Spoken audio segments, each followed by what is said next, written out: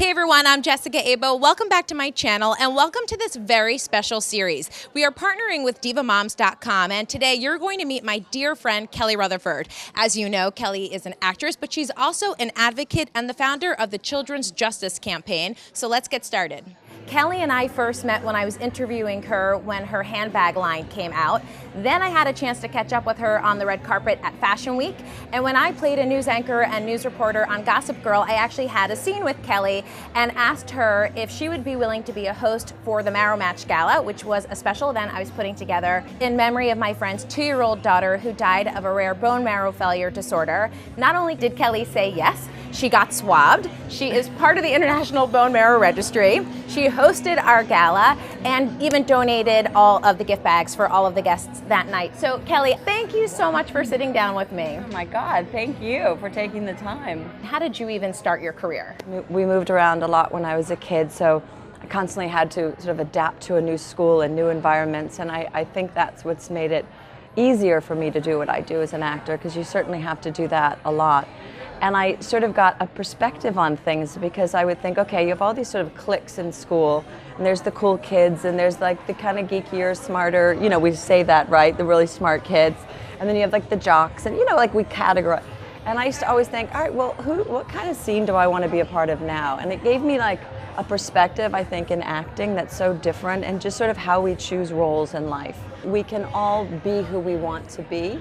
We're all different. We all have something wonderful to offer. Let's support each other. What was it like to be on Gossip Girl? You know, it was really a joy. I felt like I was representing mothers in a very different way than we've been represented in television, in the sense that, you know, we're people too and we're imperfect and we don't always have the answers, and sometimes we don't always respond perfectly.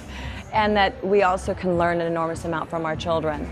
I remember the day that I did a scene with you, I had to run up the court steps and say, Lily, and ask you a question about the case between you and your husband at the time. And we've been rehearsing ready with a stand-in until you came. And when you came, you went, after I did my line, Jessica, how are you? I was like, it was just so real. It was like, wait a minute, I forgot we my completely line. broke our characters. Did you ever have an ow moment, and how did you power through it? I think my 20s were that, you know. I think you're trying to figure out who you are, you know, you're trying to figure out how you're different from your parents and being independent. You know, I think as a girl, you're like, my body, my makeup, like, you know, it's a lot physical, like who you are and being in your own body, I think, in a way.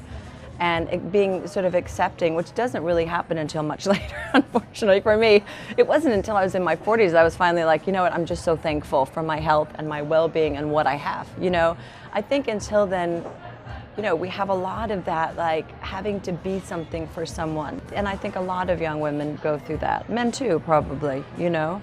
What you realize is the best thing you could be is an effective human being. I loved the signs and the slogans that you did for the bone marrow, which was be a hero. I think that everyone, the minute they decide to be a hero, you get past all that. None of that stuff matters. We spend so much time on all of that, I think. And it's important. I mean, good hygiene, taking care of yourself, sure, you know, presenting yourself to the world in a positive way and feeling good about yourself is all really important. It's just that I think that where real centeredness and power as a human being comes from being a hero and showing up in ways that you can for other people. Where do you get your power from? From love.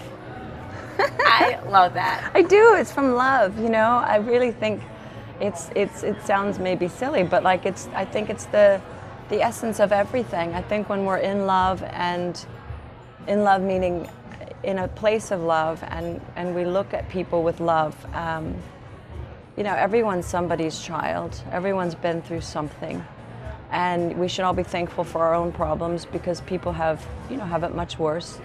And I think that if we can in our day do something that creates more love or joy in the world, we should do it.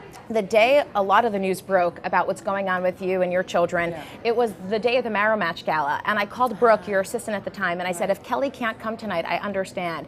And she said, Kelly would never cancel on you, she'll be there. And you were there, and I will never forget that. So in our next episode, you're going to hear how you can help Kelly get her children back and raise awareness about this issue that's surrounding this case. To follow me, you can follow me on Facebook, Pinterest, Instagram, Twitter. We're on Snapchat. And to subscribe to the channel, you can click anywhere here. Thank you so much to Liz Stern, the CEO of Diva Moms, and to Dana and Deb and everyone at Deborah Hughes PR. We are so grateful to be here today, and we'll see you in just a little bit. Later, Gators.